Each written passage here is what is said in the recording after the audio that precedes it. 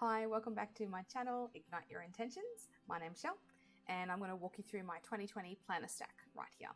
So there are three main planners that I'm using this year. There will be a fourth, and that's for my job as a teacher. I use an iPad digital planner for that. But these three are the ones making my life incredibly intentional, really driving me forward and being reflective as well around my life. So the first one is Powersheets. This is my first year using Powersheets. So it is specifically a goal setting planner. It has a bunch of work that you do at the beginning of the year that walk you through getting really clear on what it is that you want to do for the year. And then it gives you monthly sections, to then be able to go through and plan your year as intentionally as possible.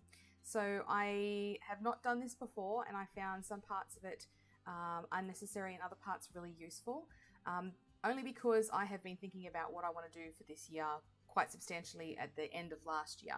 So a lot of it, I knew what I wanted and it was aligning, and I knew that because I've done my work beforehand. So I didn't feel like all of it was useful, but I did go through a lot of it.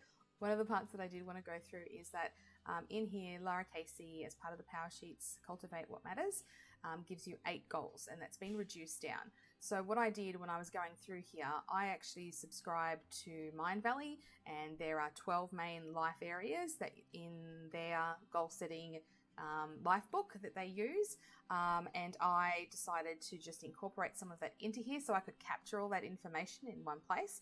And then I only set 8 main goals, but they were whittled down from the 12, and they a couple of those goals that I have in my life book also correlate to several goals in here combined together, so I get more bang for my buck. So on this page there are 8 boxes, but I've split some of those in half to be able to get the 12 areas. I've actually split them into 13 because in life book there isn't a finance goal, and we've got some specific things my husband and I want to do financially this year. So I kind of did my overall theme for that, and then from there picked my 8. So then you can break down your 8, sort of using the color coding, getting a chance to use my pens. Then from each of those you can do an action plan, and from that you then move into your monthly part where you get to January. I haven't figured out what I'm going to do with the calendar here, and then you get to actually breaking down all of your goals. I got stuck at this point because I had so many things that had some really small steps, and I wanted to I feel really successful when I can highlight and check things off. So I wanted to break my goals down really, really small. And when I started to do that over here, what I was finding is that for 8 goals and how many things I actually want to do, and I know that you don't have to do all 8 at the same time, 3 or 4 of mine are really straightforward and just do the thing, and some of them have a lot more involved in them. So I was finding this wasn't enough. And so when you get to the tending list, I was starting to write down a few things, and then I'm just like, this is not enough room for everything that I want to do. And most of my January goals are actually about re-establishing old habits that I've done over different periods of time and really bringing it all together into one cohesive strategy for morning and evening. So what I did is actually opened up a Word document, and I actually stepped out all the things I wanted to do for January really, really clearly. And then what I've done is I've highlighted those off as they've gone into my planner that I use every single week. And so there are some things that aren't done yet, some things that I need to continue to be mindful of, but they're the 8 types of goals that I'm using. So I'm sort of using Powersheets, but deviating a little bit because there's a lot of little things, and I really like that idea of breaking a goal down into the next action step and then the next step, because then not everything feels so huge. So that's what I'm using at the moment for goal setting. This is my Law of Attraction planner. This is my everyday weekly planner that I put everything into. So you've seen I take my goals, I cross them off as I write them into here.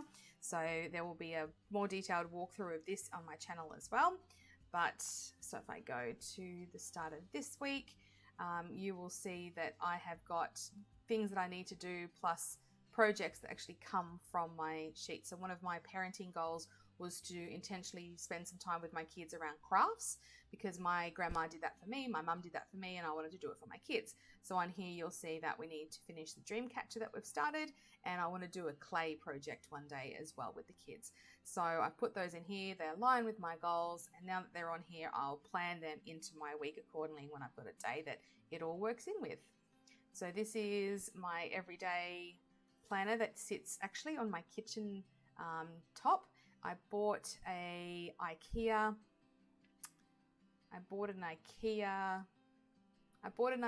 lap tray, and on there I bought a little iPad stand, and then this leans up on that stand. So as you walk past, you can see my planner sitting there in all its glory with my pens just sitting behind it, and I can highlight things off, I can write things down and capture everything as much as possible.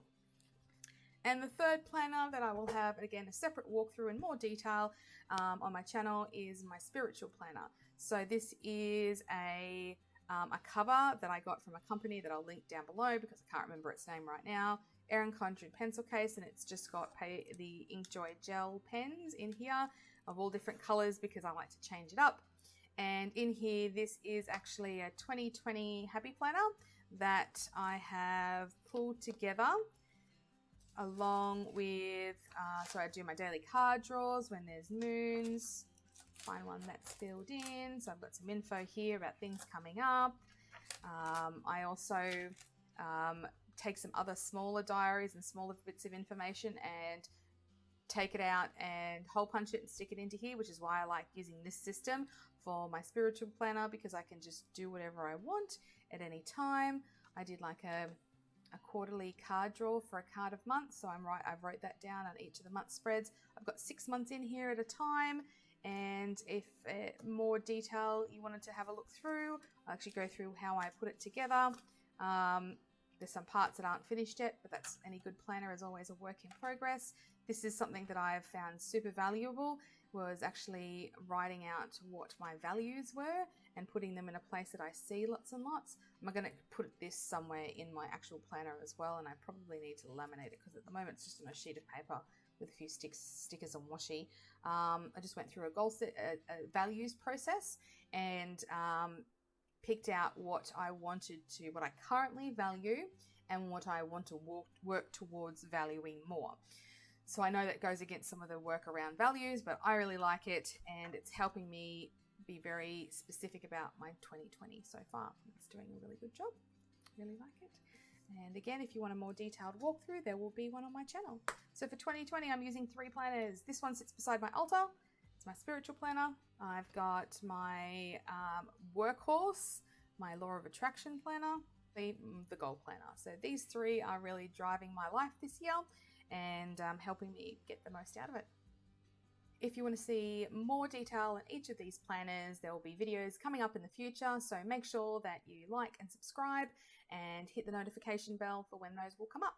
Thanks.